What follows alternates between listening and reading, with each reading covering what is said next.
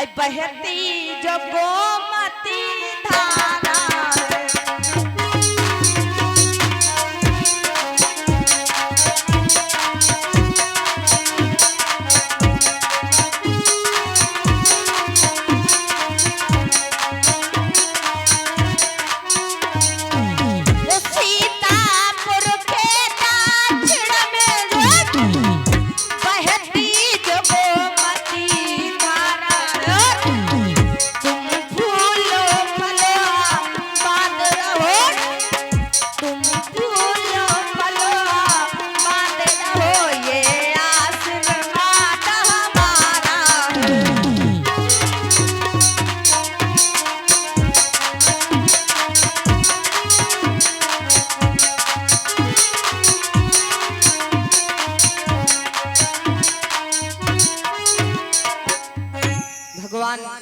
भैया लोगों की हर एक मनोकामना को पूर्ण करे। माता रानी हमेशा अन्न धन से भंडार भरते रहे। इधर भैया महाराज परीक्षित जी आज शिकार खेलने के लिए जंगल के बीचों बीच में पहुंच गए और जब जंगल के बीचों बीच में पहुंचे तो महाराज परीक्षित जी उधर उधर देखने लगे। जंगल में क्या करने लगे?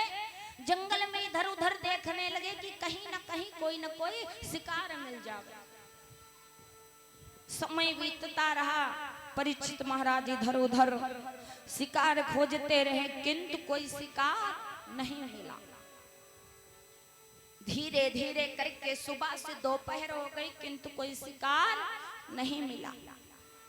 परीक्षित महाराज खड़े विचार कर रहे थे कि हमें लग रहा है आज कोई शिकार नहीं मिलेगा। मन में ये सोच ही रहे थे तब तलक भगवान की दया हुई। महाराज परीक्षित जी ने देखा कि सामने कुछ झाड़ियां खड़ी हैं, कुछ झाड़ियां खड़ी है, हिलने की आवाज आ रही।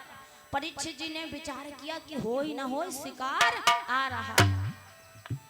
परीक्षित जी एकदम निश्चिंत डटकर खड़े हो गए। लाओ कोई शिकार आ रहा है, पीछे नहीं हटेंगे। महाराज परीक्षित जी टकटकी लगाए उसी झाड़ी की तरफ देख रहे थे कि कोई शिकार आवे हम तुरंत शिकार खेलें। ये सोच ही रहे थे तब तक भैया भगवान की माया ऐसी उस जहां पर झाड़ियां हिल रही थी परीक्षित जी उधर को धनुष को तान दी। झाड़ियां तेज तेज हिलने लगी। परीक्षित जी की आंखें बस टकटकी लगाए देख ही रही थी कि कुछ न कुछ आए।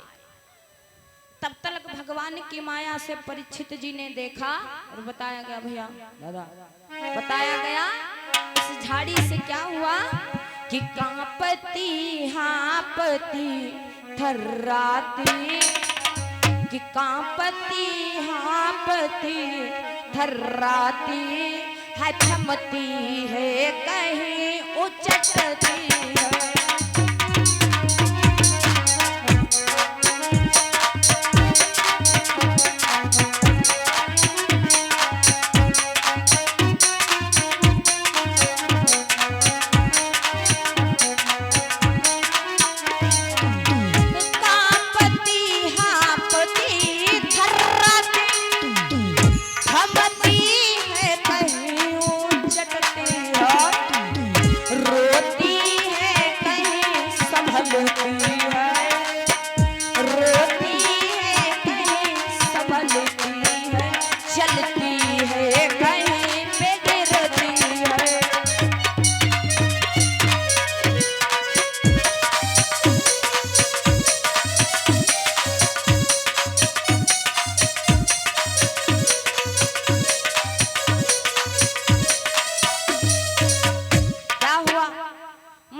परीक्षित जी ने देखा कि सामने से कांपती हांपती थर्राती मारे डरी हुई डर में सहमी हुई एक निराश एक दुखियारी कहीं गिर जाती है कहीं उठ पड़ती है। देखा परीक्षित जी ने अरे सामने से एक गाय चली आ रही, अरे जिसकी दशा कुछ कहीं नहीं जा रही, कहीं गिर जाती है कहीं उठ पड़ती है कहीं फिर से चल पड़ती है। अरे परीक्षित जी ने जैसे जिस धनुष को ताना था उसको रख लिया। पीछे देखा कि उसके पीछे एक भागा हुआ बैल चला आ रहा है।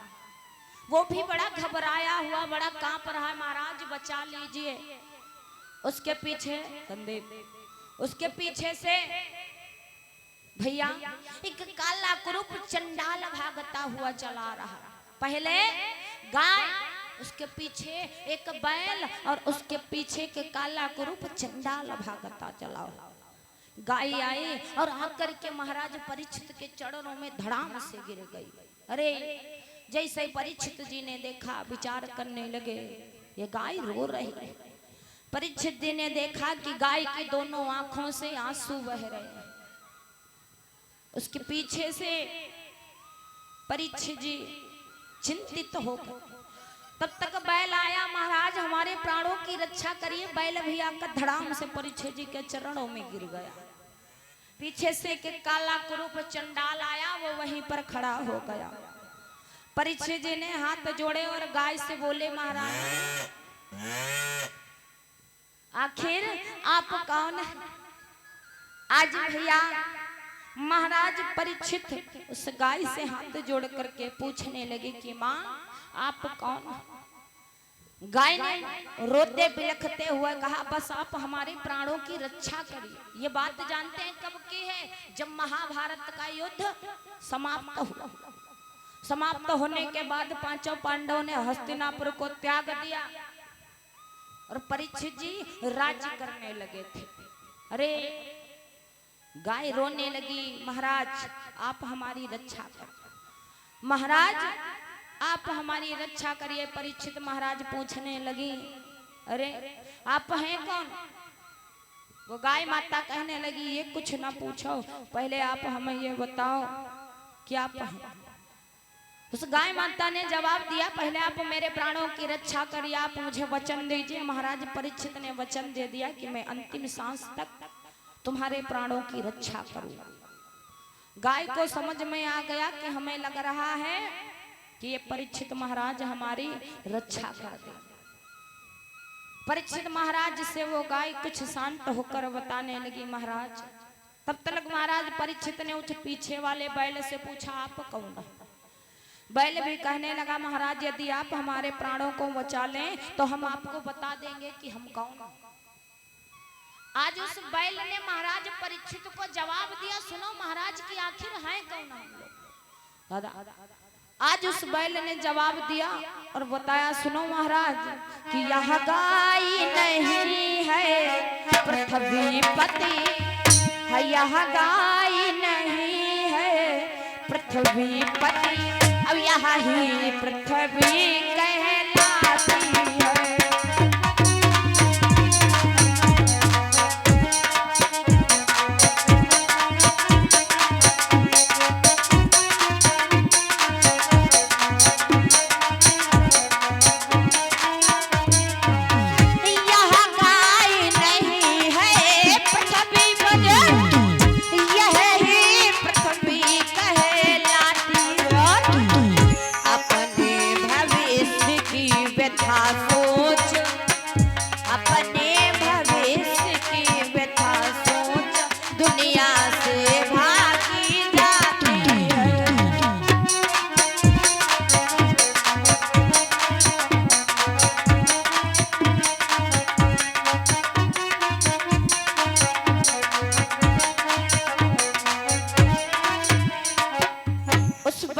परीक्षित महाराज को बताया, महाराज यह गाय नहीं है पृथ्वीपति, यह ही पृथ्वी कहलाती है और अपने भविष्य की व्यथा सोच दुनिया से भागी जाती। हे महाराज ये कोई गाय नहीं। परीक्षित जी ने पूछा, फिर ये है कौन? उस बैल ने बताया कि महाराज ये पृथ्वी माता। परीक्षित जी विचार करने लगे, ये पृथ्वी माता फिर गाय का रूप धारण करें क्यों? बैल ने बताया, महाराज मैं कोई बैल नहीं हूँ, धर्मावतार में बैल नहीं, भूतल पर धर्म कहता हूँ और अपनी निर्बलता के कारण संसार छोड़कर जाता। परीक्षित महाराज के कुछ बात समझ में नहीं आई। परीक्षित पूछने लगे, आखिर तुम लोग भागे क्यों जा रहे रूप बदल कर? उस धर्म ने, उस बैल ने बताया कि महाराज सतयुग आकर चला गया, अब त्रेता आकर चला गया, और ये द्वापर का अंतिम चरण है। द्वापर का अंतिम चरण यानी द्वापर जाने वाला और कलयुग आने वाला। हे महाराज, अब कलयुग, ये जो पीछे काला कुरूप चंडाल खड़ा हुआ, ये कोई और नहीं बल्कि ये कलयुग। परीक्षित महाराज कहने लगे, अच्छा फिर तुम लोग भाग्य क्यों जा रहे हैं? अरे धर्म ने बताया कि महाराज सतयुग में धर्म के 4 पैर थे। सतयुग में धर्म के 4 पैर थे और मनुष्य की लंबाई, हम और आपकी सतयुग में लंबाई जानते हैं कितनी थी? 32 फीट। अच्छा, परीक्षित जी ने सुना, कहा कोई बात नहीं। और धर्म कहता कि महाराज त्रेता युग में मेरे 3 पैर थे। त्रेता युग में मेरे 3 पैर थे। सतयुग में लोगों के अंदर 100% पुण्य था। त्रेता में लोगों के अंदर 25% पूर्ण रह गया और 75% पाप हो गया।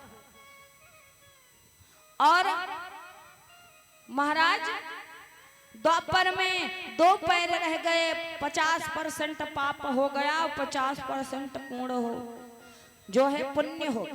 और द्वापर में मनुष्य की लंबाई हो गई 11 फीट। लेकिन जब कलयुग लगेगा तो महाराज ऐसा कुछ नहीं होगा। फिर कैसा होगा? आज भैया लगातार विचार विमर्श किया, धर्म सोचता रहा। अच्छा, परीक्षित जी मन ही मन में विचार करते रहे, ठीक है, यदि तुम इनके बारे में ऐसा बताते हो तो मैं मान लेता हूं कि कलयुग के लगने में इतना पाप हो। धर्म ने कहा महाराज इतना ही नहीं, बल्कि जब कलयुग आएगा तो लोगों के अंदर पाप लगातार बढ़ता जाएगा। सो होगा। अब माँ बतलाओ ना। आइए ताली बजाते हुए एक लाइन में संकीर्तन बोल और उसके बाद में कथा की तरफ बढ़े। सभी लोग ताली बजाते हुए बड़े भाव के साथ में बोलते चलें और कहते चलें कि जो